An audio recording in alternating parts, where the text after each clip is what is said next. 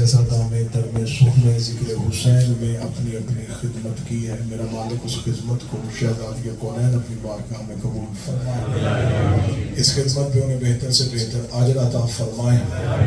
بہت بڑی دعا میرے آقا اور میرے مولا، میرے وارث، میرے زمانے کی ضرورت دور میں تعجیل فرما، کہ لشکر حق میں شامل ہونے کی توفیق فرما، دعائیں قبولیت تک پہنچائے، سہارا درود کا لئے ممکن حد تک بلند سلوہ تلاوت فرمائے۔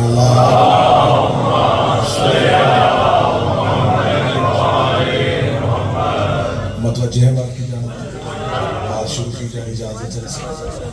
سورہ مبارکہ فاتر اللہ کا قرآن، ثم اورثنا الکتاب الذین اصطفینا من عبادنا، پھر ہم نے وراثت دے دی، وارث قرار دے دیا الکتاب کا ان لوگوں کو جنہیں ہم نے مصطفیٰ کیا ہو۔ روزانہ کی مجلس میں آپ کے سامنے کہتا رہوں، بندوں کے مصطفیٰ اور ہیں، اللہ کے مصطفیٰ اور ہیں۔ جسے بندے مصطفیٰ کریں وہ اور ہوتے ہیں، جسے اللہ مصطفیٰ کرے۔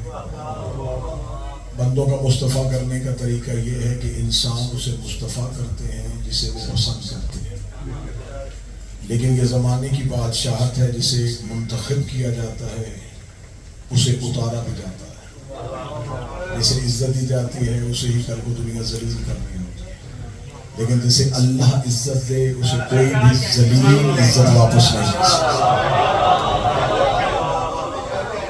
اللہ کے دیے عہدے میں اور بندوں کے دیے ہوئے عہدے میں فرق ہے۔ جسے اللہ بنائے وہ اور ہوتا ہے، جسے بندے بنائے وہ اور ہوتا ہے۔ آج ساری دنیا کے مسلمان فرعون پہ تبرہ کرتے ہیں، نمرود پہ لعنت کرتے ہیں، شداد کو برا کہتے ہیں۔ ان تینوں کا ذکر قرآن میں ہے اور ان کی مذمت بھی کی جاتی ہے۔ فرعون پہ تبرہ کرو، کسی کا چہرہ پریشان نہیں ہوتا۔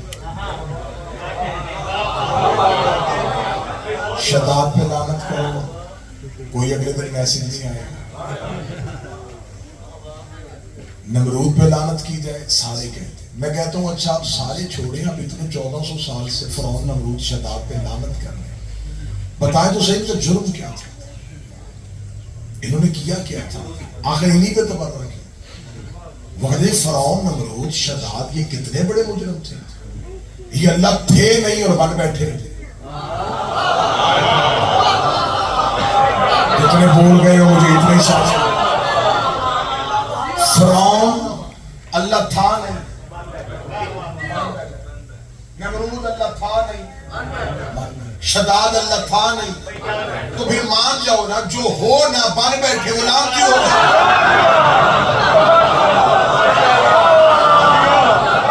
اتنا ٹھیک ہے جی، اتنا ٹھیک ہے۔ فرعون اللہ، ناظر بھائی اتنا ٹھیک ہے جی، یہاں تک ٹھیک ہے۔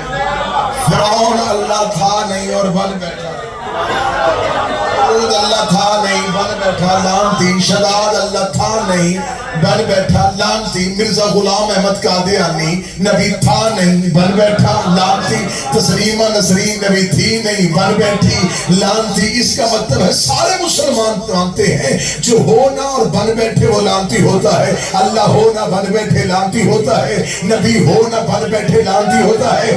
یہاں پہ تمہاری لگ گئی بریک، ہم آگے تھوڑا سا اور آگے، امام ہونا بن بیٹھے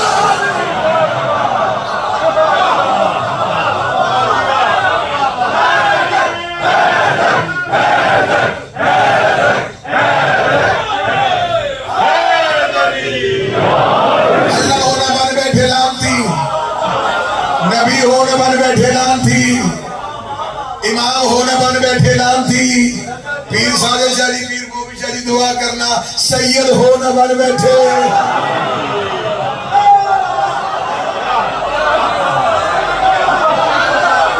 اولاد محمد ہونا اور دعویٰ کر بیٹھے۔ لہذا جسے اللہ نے جو بنایا ہے اسے وہ مانو۔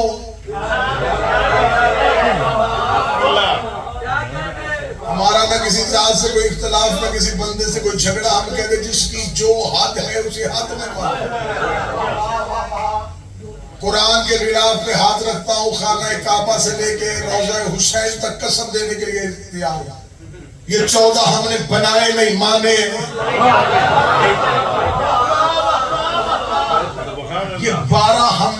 رائے نہیں، امام بنانا ہمارا کام نہیں۔ اچھا بندوں کے بنائے میں اور اللہ کے بنائے میں بڑا فرق ہوتا ہے۔ میں بڑا انتہائی اور عمدہ فرق بتاتا ہوں۔ اللہ کا بنایا، بندوں کا بنایا۔ لوگ کہتے دیکھیں جی بیعت ہو گئی تھی نا، خلیفہ کی بیعت، تو یہ بالکل ایسے کہ جیسے رسول کی بیعت۔ نہیں کیسے؟ دونوں بیعتیں ایک ہے ہی نہیں۔ میں فرق اتنا واضح اور نکھرا فرق بتانے لگا۔ بالکل آج چینی زیادہ ہوگی اور پتی کم ہوگی۔ نہیں میں بس کیا کریں، میں تو بڑی مشکل سے فضائل شروع کر بیٹھا ہوں، ورنہ میں تو آج موضوع پڑھنے تھے میں نے، کیونکہ جو موضوع پڑھ رہا تھا شاید وہ موضوع طبیعتوں پہ گرا رہا تھا، وہ موضوع وہ واقعی وہ اس وقت پہ وہ مخصوص لوگوں کے لیے، خاص طور کے لیے زندگی باقی پھر وقت کا امام آئے گا تو انشاءاللہ میں اپنے مولا کے سامنے ضرور ہوں کہ مالک ہم نے اذان پوری دی تھی۔ حضرت ابو ذر غفاری یہ مولا کے صحابی تھے، اور جندب بن جنادہ ان کا اصل نام تھا۔ حضرت ابو ذر کا ایک ہی طریقہ تھا، وہ حق بولنے سے رکتے نہیں رکا۔ حضرت ابو ذر پہ اس قدر ظلم ہوئے کہ مولا امیر المومنین دیکھ رہے تھے کہ ابو ذر خاموش نہیں ہوتا، اس چوک میں اس چوک میں تقریر، یہاں ان کے خلاف، یہاں تک یہاں تک۔ دوسری خلافت کے دور میں شام بھیج دیا گیا، انہوں نے کہا یہ مدینے میں رہنے کے قابل نہیں، اسے شام رکھو۔ حضرت ابو ذر کو مدینہ سے مدینہ بدر کیا گیا، علی موجود تھے، اور علی موجود تھے، ابو ذر مدینہ بدر۔ حضرت ابو ذر کو شام رکھا گیا اور شام والے نے قید خانے میں پھینک دیا۔ قید خانے کے داروغہ نے کہا اسے قید کرنے سے بہتر ہے آزاد کر دو۔ اس کا کیوں؟ اس کا قید خانے کے سارے قیدی کہہ رہے ہیں کہ علی حق ہے۔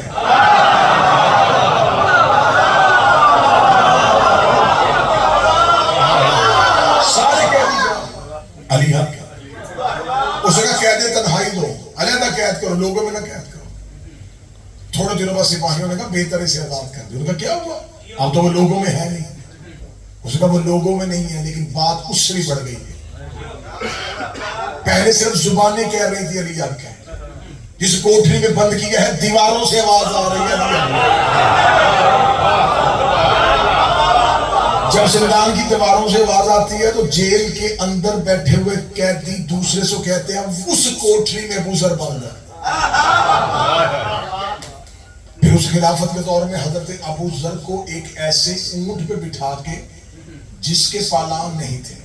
اب میں گزارش کروں گا تھوڑا آگے آگے، جو باہر بارش ہے اور جو باہر لوگ کھڑے ہیں ان کے لیے تکلیف ہوگی، یا تو پھر جو احباب کھڑے ہیں نا جی، آپ یہ جو جگہ آپ کو نظر آ رہی ہے آپ آ جائیں، کوئی مسئلہ نہیں ہے، آپ آگے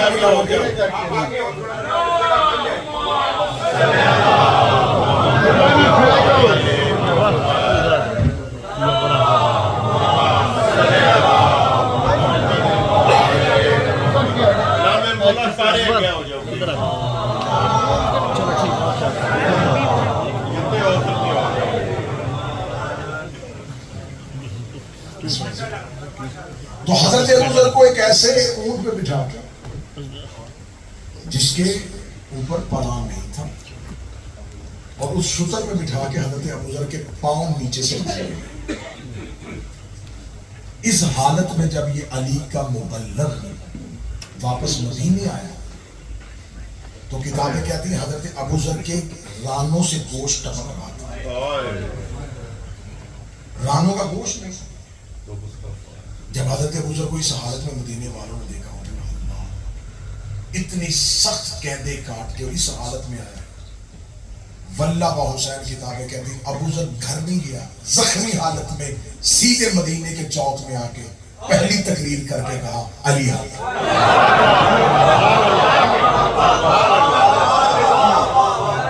حق کے خلافت علی سے چھینا گیا ہے، غاصبین کے خلاف تقریر کی، ان کی حاکمانہ پالیسیوں کے خلاف تقریر کی، سیدھے دربار میں گئے اور دربار میں جا کے کہنے لگے مجھے پتا چلا کہ تو تخت پہ بیٹھ کے تو نے فلاں کو بصرے کا گورنر کیوں بنایا؟ بیت المال میں سے یہ جو خرد برد ہو رہی ہے اس کے ذمہ دار کون ہے؟ اتنی جابرانہ تقریر کی حضرت ابو ذر نے. پھر حضرت ابو ذر کے لیے ان کا قید کر کے دیکھ لیا نہیں منع ہوا, ہاؤس اریسٹ کر کے دیکھ لیا نہیں منع ہوا, زخمی کر کے دیکھ لیا نہیں منع ہوا. آخر میں تیسرے خلیفہ نے کہا پھر اس کا ایک کیا ابو ذر کو مدینہ سے نکال دیا, مدینہ بدر کر دیا اور ربضہ کے صحرا میں بھیج دیا. جس جملے کے لیے میں نے پورا واقعہ بڑی جلدی سنایا تھا کہ جب گنا ربضہ بھیج دو تو حضرت ابو ذر کا ہاتھ پکڑ کے امیر المومنین جو ہے وہ مدینے کے باہر آئے. اور علی کا ایک جملہ جو ہے نا کہ میرے جیون کا آسرا ہے, میں زندہ ہوں علی کے اس جملے پہ, میں سانسیں لیتا ہوں علی کے اس جملے پہ, اس ایک جملے کو میں صراط مستقیم سمجھتا ہوں. علی نے حضرت ابو ذر کا ہاتھ پکڑ کے مدینے کے باہر کھڑے ہوئے کہا ابو ذر مجھے خبر ہے تو کیا ہے, تجھے خبر ہے میں کیا ہوں, لیکن ابو ذر تمہیں بتاؤں جو تم کہنا چاہتے ہو یہ سننا نہیں چاہتے, اور جو یہ سننا چاہتے ہیں تم کہنا نہیں چاہتے. اس سے بہتر ہے ابو ذر صحرا میں چلا جائے, ریگستان میں رہے, وہ ریت کے ذرے ان لوگوں سے قیمتی ہیں. امیر المومنین نے زندگی میں اپنے ایک مبلغ کو شہر سے باہر بھیج دیا, تو لہذا اب کوشش یہی ہے کہ جو سنے تو پھر انہیں سنائے, جو نہ سننا چاہے نہ سنے. گفتگو ہو رہی ہے جو ہو نہ اور بن بیٹھے. امام کی بیعت اور ہے, نبی کی بیعت, خلیفہ کی بیعت, ان میں فرق ہے. میں بڑا خوبصورت اپنے بچوں کو فرق سمجھا دیتا ہوں. فرق کیا ہوگا؟ رسول جب گھر سے بیعت کے لیے نکلتا ہے نا, بیعت کروانے کے لیے, تو جب رسول گھر سے نکلے تب بھی رسول ہوتا ہے. ٹھیک ہے, آپ سے میں نے فیصلہ لیا, جب رسول بازار میں تب بھی رسول ہوتا ہے, ممبر پہ آ کے بیٹھے تب بھی رسول. لیکن جب بیعت کرنے والا گھر سے نکلتا ہے تو وہ کافر ہوتا ہے.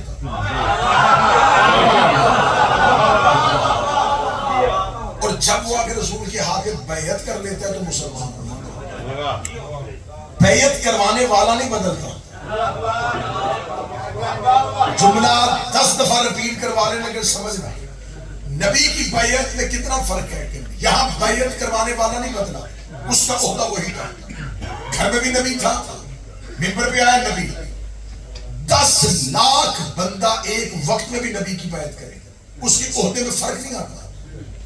ایک بندہ بیعت کرے پھر بھی سید المرسلین, 10 لاکھ بندہ بیعت کرے پھر بھی سید المرسلین, ایک بھی نہ کرے وہ پھر بھی نبی ہے, اس کے عہدے میں فرق نہیں آیا. اب یہ ہے حجت کی بیعت, نبی اور امام کی بیعت. یہاں پر جو کرنے آیا تھا وہ پہلے کافر تھا, اس کا مطلب بیعت نے اسے بدلا, اس سے نہیں بدلا. یہ ہے نبی اور امام کی بیعت. ادھر آؤ خلیفہ کی بیعت. جب گھر سے نکلتا ہے بیعت سے پہلے عام مسلمان ہوتا ہے. جب تخت پہ بیٹھتا ہے اور بیعت کرنے والا اس کی بیعت کرتا ہے تو وہ خلیفہ ہو جاتا ہے. جو بیعت کرنے آتا ہے وہ پہلے بھی مسلمان تھا, بیعت کر لی پھر بھی مسلمان. تو اس بیعت کا فرق یہ ہے کہ یہاں پر کروانے والا بدلا ہے, کرنے والا نہیں بدلا. جس نے کی وہ کل بھی مسلمان تھا, گھر سے نکلا پھر بھی مسلمان. اس نے بیعت کر کے اس کا سٹیٹس بدلا ہے, اس کا تبدیل نہیں ہوا. ان دونوں بیعتوں کو ایک کیسے کر سکتے ہو؟ یہ بیعت سامنے والے کو بدلتی ہے اور یہاں بیعت کروانے والے کو بدلتی ہے. تو لہذا یہ دونوں بیعتیں ایک نہیں ہو سکتی. امام کی بیعت اور ہوتی ہے. امیر المومنین سے آگے ایک بندے نے پوچھا یا علی فلاں نے آپ کے تخت پر قبضہ کر لیا ہے, آپ تلوار کیوں نہیں نکالتے؟ وہ ممبر پہ بیٹھ گیا ہے. علی مسکرا کے کہتے اچھا اس کا ہاتھ عرش پہ پہنچ گیا ہے.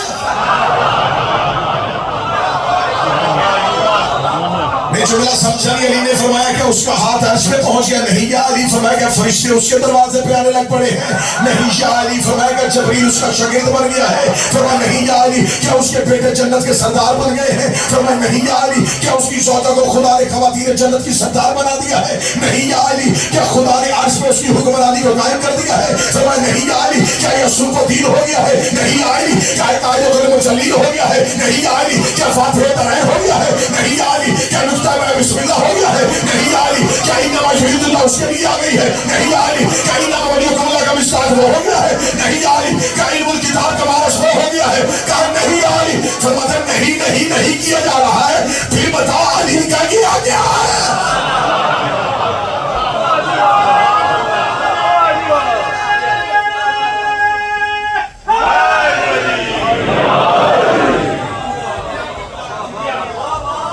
جس نے ان کے ہاتھ کو چھوڑا، ان کو ڈگرا صاحب ان کے حق کے ساتھ ماننا چاہیے۔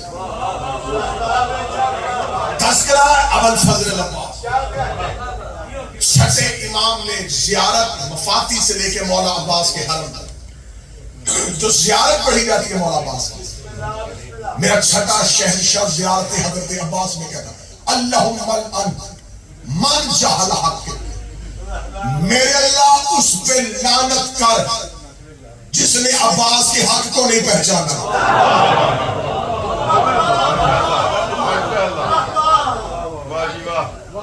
چھٹا شہنشاہ لعنت کر رہا ہے اس جس نے عباس کے حق کو نہ پہچانا۔ جب عباس نبی نہیں، امام نہیں، جو حق کیا ہے عصمت عباس کا حق ہے۔ فاستخف بحرمتک، اس پہ لعنت کر جس نے عباس کی عزت نہیں کی۔ یہ چھٹا شہنشاہ فرما رہا ہے۔ کون عباس؟ ساری زندگی علی نے بانٹا ہے۔ جو نہیں بول رہے میں تذکرہ ابوالفضل عباس، ساری زندگی علی نے بانٹا۔ روٹی لینے آیا تھا اونٹوں کی کتاب، بیزر آیا ابو ذر۔ جس علی نے، بڑا جملہ خوبصورت ہے، اب میں دھیمے لہجے میں کہوں گا، پتہ نہیں آپ اونچے لہجے میں سنیں یا دھیمے میں سنیں، جس نے ساری زندگی بانٹا تھا اس علی نے عباس مانگا۔ کوئی غازی کا نوکر ہو صدر کی، جس نے ساری زندگی بانٹا تھا اس نے اللہ سے عباس کو مانگا۔ ہر نبی نے اپنے بعد اپنا جانشین مانگا۔ حضرت موسیٰ نے ہارون مانگا، ابراہیم نے اسماعیل و اسحاق مانگا۔ ابراہیم نے کہا میرے اللہ میری ذریت میں امامت رکھ۔ موسیٰ نے کہا میرے بھائی ہارون کو میرا وزیر بنا دے۔ ہر ایک نے اللہ سے مانگا، ہر نبی نے۔ ابراہیم نے ذریت میں امامت مانگی، موسیٰ نے اپنا بھائی ہارون مانگا، زکریا نے یحییٰ مانگا۔ واحد ہے میرا نبی جس نے اللہ سے کہا مجھے سلطان نصیرہ دے۔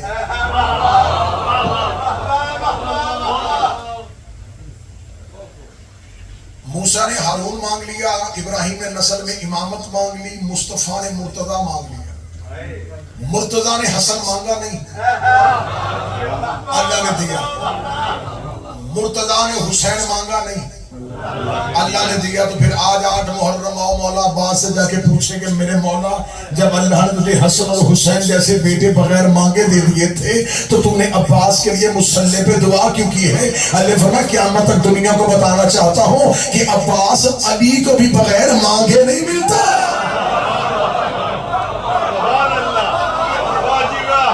اب عباس بن مانگے نہیں ملے۔ کون حضرت عباس؟ ممبر کی تاریخ میں پہلی بار حضرت عباس کے ننہال میں نے پڑھے۔ بسم اللہ صدا دیئے۔ حضرت عباس کے ننہال کون تھے، عباس کی نانی کون تھی، عباس کا نانا کون تھا۔ اس کے بعد میں نے ممبر پہ دیکھا کہ بہت سے لوگوں نے حضرت عباس کے ننہال پڑھے۔ اب میں پڑھنے لگا ہوں حضرت عباس کے نانا کا نانا، حضرت عباس کے نانا حضرت حزام، حضرت عباس کے نانا ابو البر، ابو البر کہتے ہیں نیزوں سے کھیلنے والا. جس نے آواز سننا ہے وہ سر نہیں ہلائے گا، جس نے آواز ہی سننا ہے وہ سر نہیں ہلائے گا. حضرت عباس کے نانا ابو البر. حضرت ابو البر کے بارے میں مشہور ہے یہ عرب میں اتنے بہادر تھے، یہ ہاتھ سے نیزہ نہیں گھماتے تھے، یہ انگلیوں میں گھماتے تھے. انگلیوں میں نیزے گھمانے کی وجہ سے عرب انہیں کہتے تھے ابو البر، نیزوں سے کھیلنے والا. عرب کی ایک جنگ میں حضرت عباس کے نانا نے نیزہ زمین پہ گاڑا اور اللہ نے روح قبض کر لی. 3 دن تک ہزاروں کا لشکر قریب نہیں آیا کہ شاید زندہ ہو. یہ جرت تھی حضرت عباس کے نانا کی. حضرت عباس کے نانا نے نیزہ زمین پہ گاڑا تھا، اور کتابیں کہتی ہیں یہ دور حضرت ہاشم والے دور کا تھا، جب لوگوں نے حضرت عباس کے نانا ابو البر کے قریب نہیں کہے کہ کہیں یہ زندہ نہ ہو، کہیں یہ ہمیں کچل نہ دے. کیا کہنے عباس تیری شجاعت کے، تو نے شجاعت کہاں سے پائی تھی؟ 7 محرم کو ادھر سے فوج اشیاء سے آواز آئی ہم حسین کے خیمے فرات سے ہٹائیں گے. اکیلے عباس کے کان پہ یہ آواز پڑی. حضرت عباس گھوڑے کی سین پہ گئے، سین پہ جا کے یوں 9 لاکھ کے سامنے کھڑے ہو کے عباس نے اپنے گھوڑے سے اپنے نیزے کو اٹھایا، اپنے نیزے کی نوک کے ساتھ کربلا کی زمین پہ خط کھینچا اور خط کھینچ کے کہا حسین بڑی دور کی بات ہے، جرت ہے اس خط کے باہر آگے لکھا.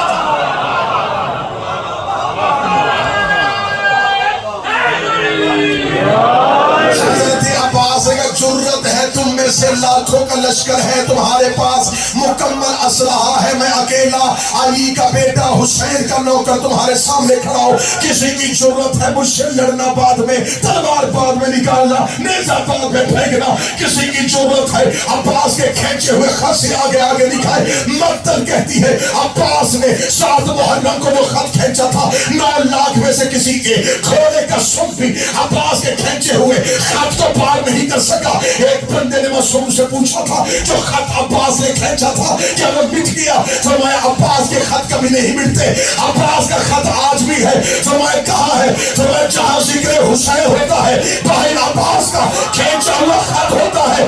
اب لوگوں کی منتیں نہ کیا کرو کہ مدرسوں میں آؤ، جسے عباس روک دے اس نے کوئی بلا.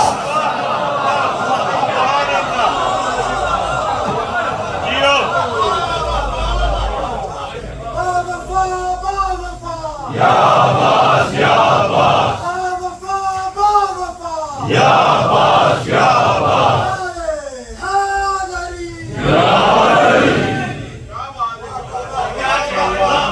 جسے عباس روک دے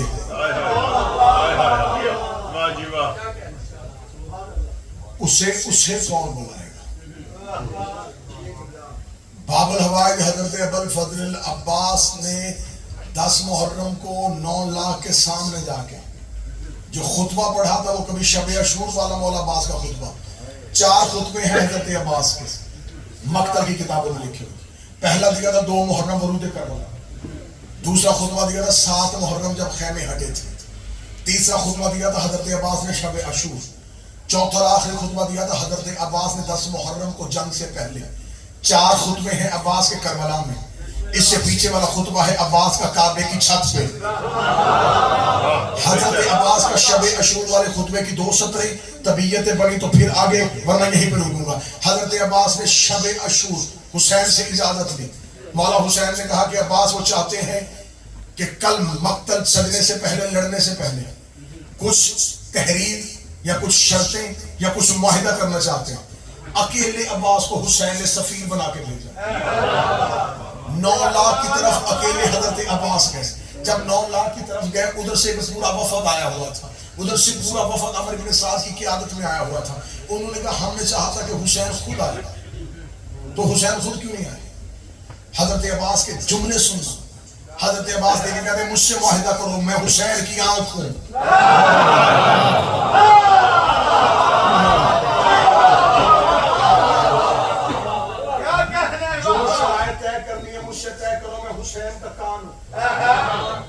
مجھے معمولی نہ سمجھو، مجھے امر الہی سے حسین نے تمہاری طرف بھیجا۔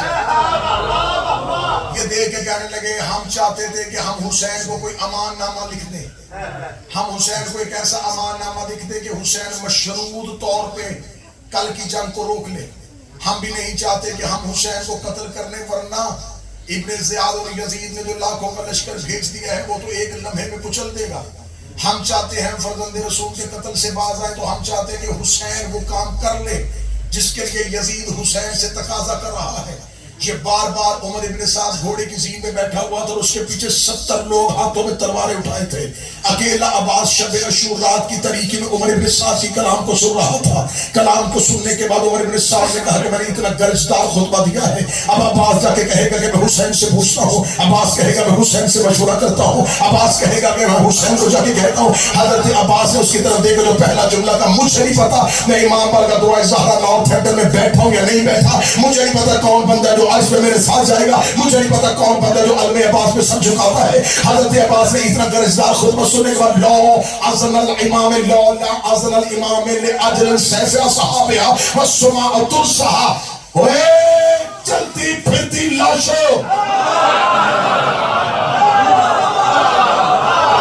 جملے عباس کے رہو میں اپنی زبان کاٹ کے یہی پھینک کے چلا جاؤں گا۔ حضرت عباس نے یہ نہیں کہا ہے سپاہیوں، حضرت عباس نے نہیں کہا ہے مسلمانوں، عباس نے نہیں کہا ہے انسانوں، عباس نے کہا ہے چلتی پھرتی لاشوں، لولا اذن الامام، اگر میرے امام کا حکم ہوتا ہے، اگر میرے امام کا حکم نہ ہوتا میں اپنی انگلیوں کو تلوار بنا لیتا۔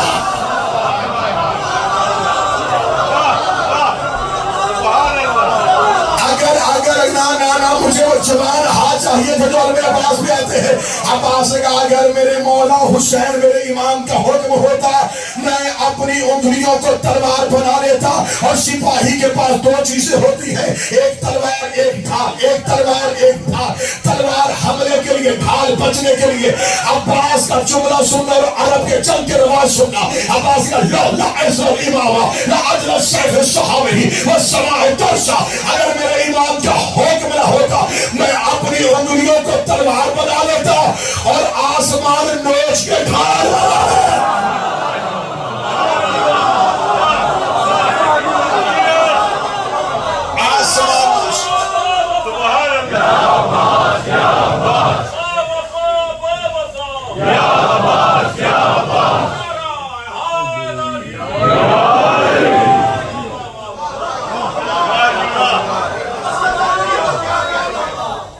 انگلیوں کو تلوار بنا۔ جو بندہ چپ ہے کہ انگلیاں تلوار کیسے بنتی ہیں، جاؤ نجف میں آج بھی علماء سے جا کے پوچھو۔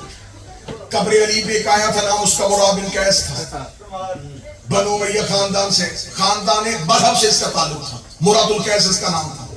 بابا جی سے نے مدتوں بعد قبر علی پہ آگے دیکھ کے کہا کاش تیری زندگی میں ہوتا، میں آتا رہا تو میرے باپ اور دادے، کاش میں تم سے جنگ کرتا، کاش کہہ کے ہٹا نہیں تھا، یا علی کی قبر سے دو انگلیاں باہر آئی،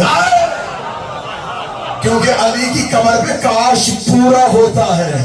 اس نے کہا کاش میں تیری زندگی میں ہوتا۔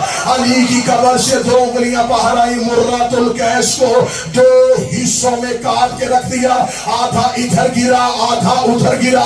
اور آج بھی نجف میں جا کے علماء سے پوچھنا، وہ مقام آج بھی ہے جہاں سے علی کی قبر سے انگلیاں نکل کے علی نے مرائے قیس کو دو حصوں میں تقسیم کیا تھا۔ اور علماء کہتے ایسا تقسیم کیا تھا کہ اس کے بدن کا قطرہ لہو کا ایک بھی نہیں نکلا تھا، کیونکہ خون نجس تھا، قبر علی کی تھی۔ دو حصوں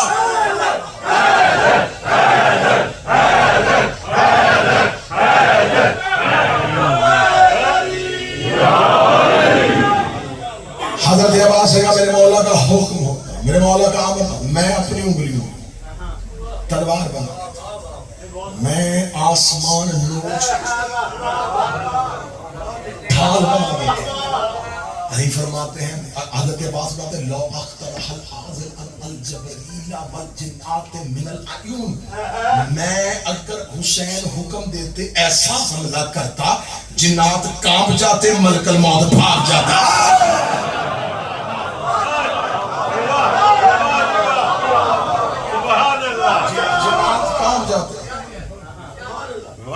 اب جاؤ مولا کے جتنے القابات ہیں نا تمہیں، ابو الفضل عباس، قمر بنی ہاشم، یہ ہے عام مشہور شہرا آفاق القاب. 3000 سے زیادہ القابات کے ساتھ معصومین نے حضرت عباس کو یاد کیا. سبحان اللہ. 3 خصائص العباس کا اٹھا کے دیکھو، حضرت عباس میں لکھی کتابیں اٹھا کے دیکھو، 3000 سے زیادہ نام ہے جو معصومین عباس کے بتائے. ان میں ایک نام ہے السائی. سائی کہتے ہیں صحیح کرنے والا. کربلا ہتھیلی جیسے چٹیل صحرا کا نام نہیں تھا، ریت کے ٹیلے تھے. صحیح کرنا، صحیح کہاں ہوتی ہے؟ حج پہ، 2 پہاڑیوں کے درمیان.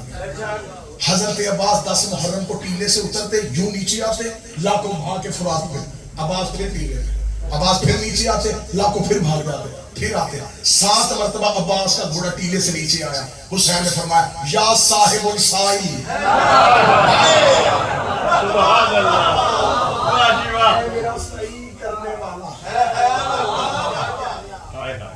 حضرت عباس کا گھوڑا یوں ٹیلے پہ ہوتا تھا. 9 لاکھ کو ڈر حضرت عباس کا. حضرت عباس نے 10 محرم سے 1 رات قبل جب بار بار آتے تھے نا، اور یہ میں بات تاریخ سے لکھ رہا ہوں اور تاریخ سے لکھی ہوئی بات بتا، 6 محرم کو ابن زیاد عمر ابن سعد کو خط لکھا اور اس نے کہا تھا مجھے بتا حسین کے خیموں کی تعداد کتنی ہے. اس نے واپسی میں خط لکھا کہ ہمارا لشکر آمادہ ہے اور ہم حسین پر فتح پا لیں گے. اس نے پھر اگلے دن خط لکھا میں پوچھ رہا ہوں حسین کے خیموں کی تعداد کتنی ہے. عمر ابن سعد نے آگے سے پھر خط کا جواب لکھا. اس نے کہا کہ ہمارے پاس گھوڑے اور لشکر پہنچ چکے ہیں، ہم حسین کے لشکر پہ فتح پا لیں گے. اس نے پھر خط لکھا میں تم سے پوچھ رہا ہوں حسین کے خیموں کی تعداد کتنی ہے. اس نے کہا میں تمہیں بتاؤں کہ ہمارا لشکر لاکھوں کی صورت میں آ گیا ہے، قادسیہ میں بھی ہمارا لشکر پہنچ گیا ہے، اگر ہمیں ضرورت پڑی تو ہم وہاں سے بھی فوجی دستے منگوا لیں گے. اس نے آخری خط میں لکھا کہ میں تجھے تیرے عہدے سے معزول کر دوں گا. میں 3 خط لکھ بیٹھا ہوں، میں تجھ سے پوچھ رہا ہوں حسین کے خیموں کی تعداد کیا ہے. عمر ابن سعد قاصد سے جا کر اس سے کہ گھر میں بیٹھ کے یہ باتیں کرنا خط میں لکھنا آسان ہے، ادھر آگے بتا عباس کے ہوتے ہوئے ہم خیمے گئے.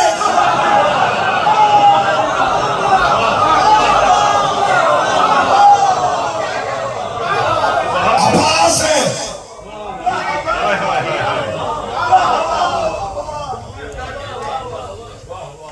3-3 4-4 گھنٹے پڑھوں میں حضرت عباس کے کربلا کے حملے. بسم اللہ. میں خدا اگر آپ کے جلن پڑی تو مجھے مجبوراً یہیں سے مشاہدہ نور لینا پڑے گا. ایک حملہ صرف حضرت عباس کا سنیں. حضرت عباس میدان میں گئے، سامنے سے لاکھوں نے کہا کہ کسی ایک کو بھیجو. مردف نام ہے ایک شخص کا، وہ حضرت عباس کے مقابلے میں، اس کا دعویٰ تھا وہ 1000 کے ساتھ رہتا ہے. حضرت عباس گھوڑے پہ یوں، آپ نے بلا تشریف ذہن میں رکشا بنا، عباس گھوڑے کی زین پہ سامنے سے لاکھوں میں سے مردے باہر. شمر ملاؤں نے مردم کو کہا تو جا عباس پہ حملہ کر. مردم نے اپنے گھوڑے کو دوڑایا، تیز گھوڑا دوڑاتا ہوا عباس کی طرف آیا.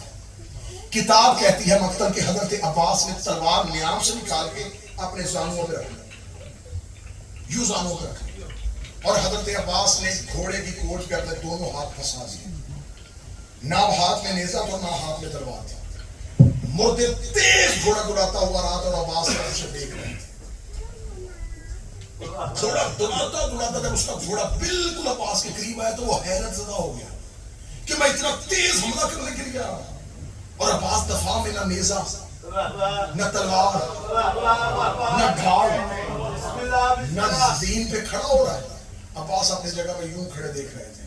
مردف جب بالکل عباس کے قریب آئے، حضرت عباس نے ہاتھ مار کے اس سے اس کا نیزہ کھینچا، نیزہ کھینچ کے اس کے گھوڑے کے پیٹ پہ مارا. گھوڑا گرا، مردف زمین پہ گرا. گرتے ہوئے مردف نے کہا شمر، عباس نے مجھے میرے نیزے سے مار دیا. عباس نے اس کا نیزہ اس کے گھوڑے کو مارا، مردف کو نہیں لگا، گھوڑا زمین پہ گرا، گھوڑا مر گیا.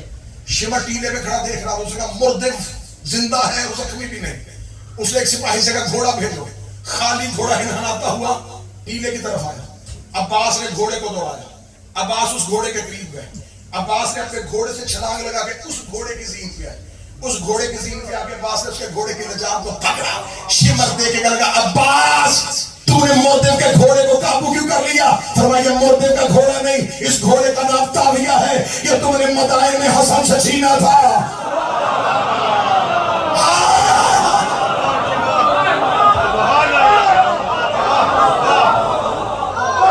یہ اس کا نہیں،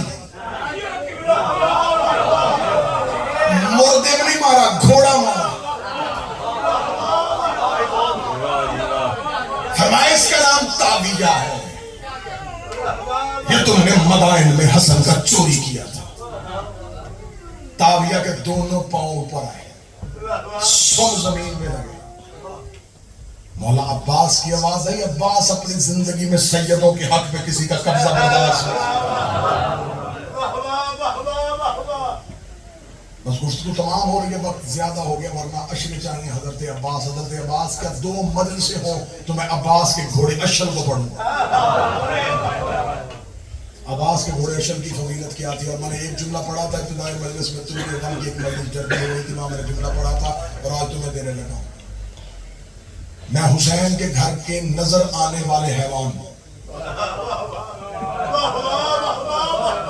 جو نظر حیوان آتے تھے, اصل میں کیا تھے یہ کوئی بھی نہیں جانتے. رشید العابی صاحب کہا کرتے تھے کہ کربلا کے جنگل میں 9 لاکھ حیوانوں کے سامنے ایک مرتجز نامی انسان کھڑا تھا. ہائے ہائے ہائے, 9 لاکھ حیوانوں کے سامنے ایک مرتجز نامی انسان. چلے کوئی مجلس ہوئی اس گھر کے نظر آنے والے جانوروں کی فضیلت میں تو پھر پوری پڑھوں. جاؤ جا کے آج بھی گوگل پہ سرچ کرو, یا جو گھوڑا پالنے کے شوقین ہیں ان سے پوچھو. گھوڑے کی ایج زیادہ سے زیادہ 25 سال ہوتی ہے. 25 سال سے زیادہ گھوڑا جی نہیں سکتا. 10 محرم 61 ہجری کو کربلا میں حسین کے مرتجز کی عمر 128 سال تھی. 128 سال کا 2 بندے چپ ہوئے. 61 ہجری میں 128 سال تھے, آج 1528 سال. مرتجز قتل نہیں ہوا, آج بھی غار عتیق میں بارنے کا انتظار کر رہا ہے. سبحان اللہ. اہل سنت رائٹر نے کہا تھا, اس نے کہا کربلا میں حسین مرتجز کے زین پہ نہیں فرشتے کی پشت پہ سوار تھا. بڑا بہترین جملہ ہے دمیری کا, مصری عالم دین ہے. اس نے حضرت عباس کے گھوڑے کی فضیلت لکھتے ہوئے ایک جملہ لکھا جسے مجھے زندگی سے زیادہ پیار ہے. بابا جی جملہ سنیے گا. اس نے جملہ لکھا تھا, قمر الفراس فرس قمر بنی ہاشم. ابا ہاشمیوں کے چاند کا گھوڑا گھوڑوں کا چاند تھا.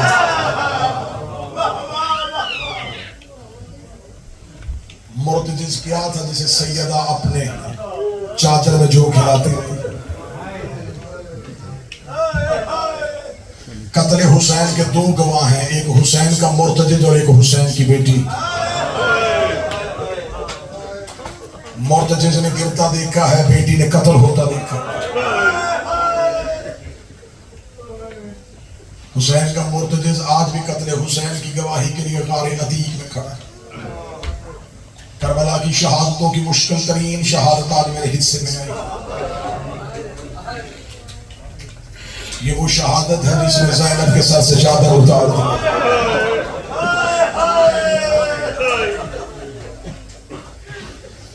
دعاؤں میں علی نے مانگا تھا, التجاؤں میں زہرا نے مانگا تھا. ہاتھوں سے لباس سی کے گئی تھی محمد کی بیٹی عباس سے. 1.5 گھنٹہ 2 گھنٹے پڑھی ہے میں نے عباس کی شہادت. سوچ رہا ہوں کہاں سے شروع کروں. اگر بڑی قریب سے شروع کروں گا تو ماتم کا حق ادا کر دینا. ٹیلائے کربلا میں قبضہ تلوار پہ سر رکھ کے حسین بیٹھے تھے, جب عباس نے آ کے کہا مولا مجھے لڑنے کی اجازت دے. اس سے زیادہ جلدی میں نہیں کر سکتا تھا, اس سے زیادہ پیچھے میں نہیں جا سکتا تھا. میں نے بڑی قریب سے شروع کر دی. میں نے کہا کربلا کے ٹیلے پہ قبضہ تلوار پہ پیشانی رکھ کے حسین بیٹھے تھے. جب عباس نے کہا کہ مولا مجھے لڑنے کی اجازت ہے, جو بندہ دیکھے گا اور ذہن میں نقشہ لے کے آئے گا وہ گھر تک روئے گا. کس ٹائم عباس نے اجازت مانگی؟ جب حسین جنازے اٹھا کے تھک چکے تھے. جب عباس نے مانگی نا اجازت, تو اس وقت حسین کے کرتے پہ کہیں قاسم کا خون تھا, کہیں اکبر کا خون تھا, کہیں حبیب کا لہو تھا, کہیں جون کا لہو تھا. پورا لباس لہو سے بھرا ہوا, سر سے امامہ اترا ہوا, سر پہ کربلا کی ریت, قبضہ تلوار پہ حسین کی پیشانی. جب عباس نے کہا مولا مجھے لڑنے کی اجازت دے, حسین دیکھ کے کہتے عباس تو میری فوج کا علمدار ہے. عباس نے ایک دفعہ دائیں دیکھا بائیں دیکھا, رو کے کہا وہ فوج کہاں ہے جس کا میں علمدار ہوں. میری آنکھوں کے سامنے میرے لائق شاگرد مارے گئے, مولا حسین نے کہا عباس اگر اجازت لینی ہے تو ٹیلے کے پیچھے آ. عباس نے اتنا جملہ سنا. آگے آگے حسین چلے, پیچھے پیچھے عباس چلے. میں جملہ رو کے پڑھ رہا ہوں. جس بندے نے گھر تک رونا ہے, جس نے بستر پہ رونا ہے, جس نے 10 محرم تک اس جملے کو یاد کر کر کر کے رونا ہے, جہاں جس ماحول میں رہو گے جملہ یاد کرنا اور روتے رہنا. حضرت حسین آگے آگے چلے, پیچھے پیچھے چلے. عباس ٹیلے کے پیچھے جا کے حسین کھڑے ہو گئے. عباس نے آگے کہا مولا ٹیلے کے پیچھے آ کے اجازت کیوں دے رہا ہے؟ فرمایا وہاں تھا سامنے بہنوں کا خیمہ, میں نہیں چاہتا تھا میری آواز زینب کے خیمے میں چلی جائے. اب مولانا عباس نے کہا حسین بادشاہ آپ بتائیں مجھے اجازت دیں گے؟ حسین نے رو کے اپنی تلوار کو زمین میں پھینکا. حسین نے جیسے بچہ ماں کے ساتھ لپٹتا ہے ایسے عباس کو باہوں میں لیا اور لے کے عباس کے کان میں منہ رکھ کے کہتے مجھے صرف اتنا بتا, میں بہنیں لے کے کہاں جاؤں, میں بیٹیاں لے کے کہاں جاؤں؟ عباس میں تیرے سہارے سے علی کی بیٹیاں لے کے. ہائے حسین, ہائے عباس میں تیرے سہارے سے کربلا سے بہنیں لے کے آیا تھا, میں کربلا میں بیٹیاں لے کے آیا تھا. عباس مجھے بتا میں بہنیں لے کے کہاں جاؤں؟ عباس مجھے بتا میں بیٹیاں لے کے کہاں جاؤں؟ مولا حسین نے جملہ کا قاضی ہوئے, رو کے کہنے لگے مولا مجھے مرنے کی اجازت دے دے. مولا مجھ سے اب تیری غربت دیکھی نہیں جاتی. مولا بار بار آ رہی ہے تیری بیٹی میرے خیمے میں, رو رو کے سکینہ کہہ رہی ہے کہ مجھے اصغر کر کے پانی چاہیے. اچھا مولا مجھے لڑنے نہ دے, مجھے پانی لانے دے. مولا میں تیری بیٹی کے سامنے شرمندہ نہ ہو. مولا تیری 4 سال کی فاطمہ بار بار میرے خیمے آ رہی ہے. مولا تیری 4 سال کی بطول بار بار میرے سامنے آ رہی ہے. حسین رو کے کہتے اچھا عباس لے کے پانی آئے گا؟ ہاں مولا پانی آؤں گا. عباس لڑے گا تو نہیں مولا لڑوں گا نہیں. حسین نے عباس کی نیام سے تلوار کو کھینچا اور رو کے کہا اگر پانی لانا صرف مشکیزہ لے کے جا, تلوار نہ لے کے جا. جب کا مشکیزہ لے کے جا, تلوار نہ لے کے جا. رو کے عباس کا وعدہ ہو گیا میں حملہ نہیں کرتا, لیکن تلوار دے دے. سپاہی کے پاس اسلحہ ہونا چاہیے, مجھے فرات کا گھاٹ خالی کروانا ہے. حسین نے رو کے ہاتھوں میں رکھ کے تلوار کا اچھا تلوار لے کے جانا چاہتا ہے, لڑنا چاہتا ہے. یہ لے عباس تلوار, جتنا انہیں مارنا مار, جتنا انہیں دوڑانا ہے دوڑا, لیکن اتنا یاد رکھنا جتنا تو نے انہیں مارنا ہے اتنا انہوں نے شام میں زینب کو مارنا ہے. جتنا تو نے انہیں دوڑانا ہے اتنا انہوں نے اونٹوں کے ساتھ سکینہ کو دوڑانا ہے. عباس نے کربلا کی ریت میں دیوار میں پھینک کے تلوار رو کے کہا اور مجھے پہلے کیوں نہیں بتایا؟ بدلے تیری بیٹیوں نے لینے, بدلے تیری بہن. عباس لے کے جانی تلوار لے جا. کتابیں کہتی 4 سال کی سیدہ تھی, 4 سال کی شہزادی. مولا عباس کے بابو کے مشکیزہ, عباس کا قد بڑا تھا, سکینہ کا چھوٹا. مشکیزہ پہنتے پہنتے عباس کے دونوں ہاتھ شہزادی کے قدموں میں. حسین کی آواز آئی عباس تو نے صحرا میں شہزادی کا حیا کیا ہے. عباس میں وعدہ کرتا ہوں قیامت تک تیرا یہ ہاتھ علموں پہ بلند رہے گا. او میرا وفادار بھائی, او میرا وفادار لال. شہزادی سکینہ آ گئی مولا حسین کے گود میں. مولا حسین کے والد سکینہ تو بھیج رہی ہے؟ بابا میں بھیج رہی ہوں. سکینہ کیوں؟ بابا پانی. سکینہ کس کے لیے؟ بابا اصغر کے لیے. سکینہ اصغر تیرا کیا لگتا ہے؟ بابا میرا بھائی لگتا ہے. سکینہ غازی میرا کیا لگتا ہے؟ بابا آپ کا بھائی لگتا ہے. سکینہ تیرے اصغر کی عمر کتنی ہے؟ بابا 6 ماہ. سکینہ میرے عباس کی عمر کتنی ہے؟ بابا 32 سال. مولا رو کے کہتے پھر انصاف کرنا, ایسے نہ ہونا تیرا 6 ماہ کا بچے. تو ماتم کی تیاری کر, تو سوچ سے زیادہ ماتم کرے گا, تیاری کر. نہ تیرا 6 ماہ کا بچے, نہ تیرا 32 سال کا بچے. حضرت عباس گھوڑے کی زین میں بیٹھے. عباس کا گھوڑا چلنا شروع ہوا. خیام کے سامنے سے غازی کا گھوڑا گزرا. بی بی زینب مسلح سے فضا مقتل میں کون جا رہا ہے؟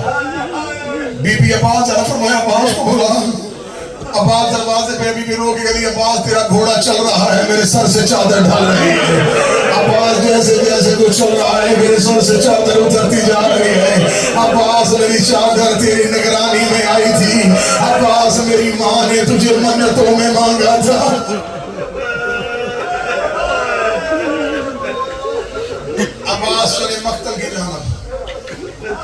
میں ہر روز شہادت پڑھ رہا تھا، میں ہر روز آپ کو بتا رہا تھا جب بھی کوئی شہید جاتا عباس ٹیلے پہ کھڑے ہو کے شہید کا لڑنا دے، حسین ٹیلے پہ نیچے بیٹھے عباس حسین کو دے کے بتاتے عام چلا گیا، محمد کا حملہ، جان کا، زہیر کا، سعید کا، حبیب کا، قاسم کا، اکبر کا، ہر حملہ عباس نے بتایا۔ آج حسین اکیلے تھے، غازی مقتل میں جا رہا تھا۔ حسین اگلی سطر میں پڑھوں گا، اولاد والے ہو ماتل کر کے سننا۔ مولا حسین کی آواز سکینہ، جی بابا سکینہ مجھے میدان کا منظر بتاتا تھا، غازی چلا گیا ہے مقتل، آ سکینہ میں تجھے کاندھوں پہ اٹھاؤں، میری شہزادی مجھے مقتل کا منظر بتاتی جا، مجھے نہیں پتا وہ کون بندہ ہے جو ماتم کرنے پہ آمادہ ہو گیا ہے۔ شہزادی سکینہ نے بابے کے گلے میں باہیں بی بی دے کے کہہ دیا بابا میرا چچا مقتل میں جا رہا ہے، بابا لاکھوں کی فوج غازی کو رستہ دے رہی ہے، بابا میرا چچا فرات کے کنارے پہنچ گیا ہے، بابا میرے چچا نے فرات میں میرا گھوڑا ڈال دیا ہے، بابا چچا غازی نے فرات سے پانی بھر لیا ہے، بابا دیکھ تیرے عباس کا مشکیزہ عباس کے بازو پہ آ گیا ہے۔ حسین کی آواز ہے مرحبا امت بہین کا لال، فرمایا میرے چچا نے حملہ کیا ہے، فرات خالی ہے، اکیلا کھڑا ہے میرا چچا عباس، مولا دیکھ میرا چچا آ رہا ہے خیموں کی جانب، اب میرا اصغر پانی پیے گا، اب سیدوں کے بچے پانی پیے گے۔ سکینہ بولتے بولتے کہتی بابا چاروں طرف سے فوج پلٹ کے واپس آ رہی ہے۔ حسین کی آواز ہے سکینہ آہستہ بول، سکینہ رو کے کہتی ہے بابا مجھے فوجوں میں چچا نظر نہیں آ رہا۔ حسین کی آواز ہے سکینہ دوبارہ دیکھ، سکینہ رو کے کہتی ہے بابا میرے چچا کا دایاں بازو گر گیا ہے۔ آواز آئی سکینہ پھر ہوئے، آواز آئی میرے چچا کا بایاں بازو گر گیا ہے۔ رو کے سکینہ کہتی بابا میرا اصغر بچے نہ بچے، تو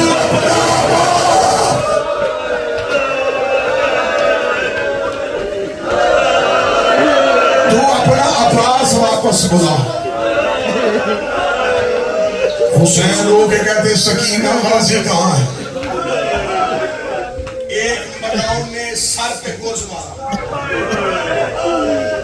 عباس کا سر ایسے کھلا جیسے کتاب کھلتی ہے،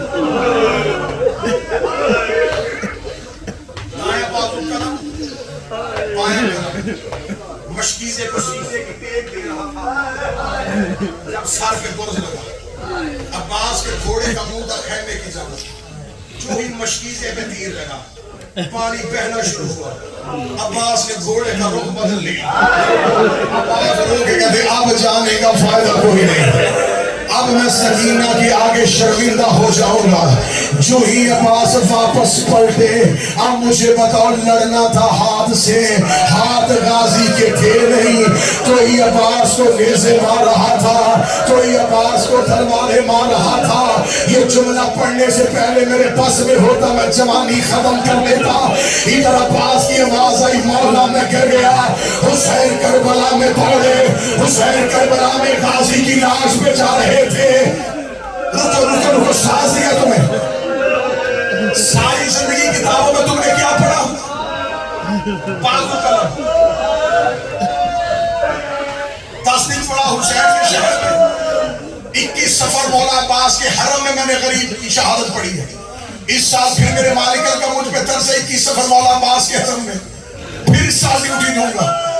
یہ پتے ہاتھ پاک محرم نورتھمپٹن میں پڑھنے لگا ہوں جملہ، اللہ جانے تو ماتم کا حق ادا کرے نہ کرے، مجھے عباس کی شجاعت کی قسم غلط پڑھوں غازی معاف نہ کرے۔ مقتل کی کتابیں کہتی ہے انہوں نے صرف عباس کے بازو نہیں کاٹے، انہوں نے عباس کے پاؤں بھی کاٹ دیے، انہوں نے عباس کی ٹانگیں کاٹ دی، انہوں نے عباس کے بدن کو اتنا کاٹا جب حسین عباس کی لاش میں پہنچا، انہوں نے عباس کی لاش کے ٹکڑے ہوا میں اڑانے شروع کیے، ہوا میں اڑا کے کہتے تھے ہم نے تیرا غازی مار دیا، ہم نے تیرا عباس مار دیا، لے آؤ غریب کا آؤ، لے آؤ عباس کا جنازہ، آواز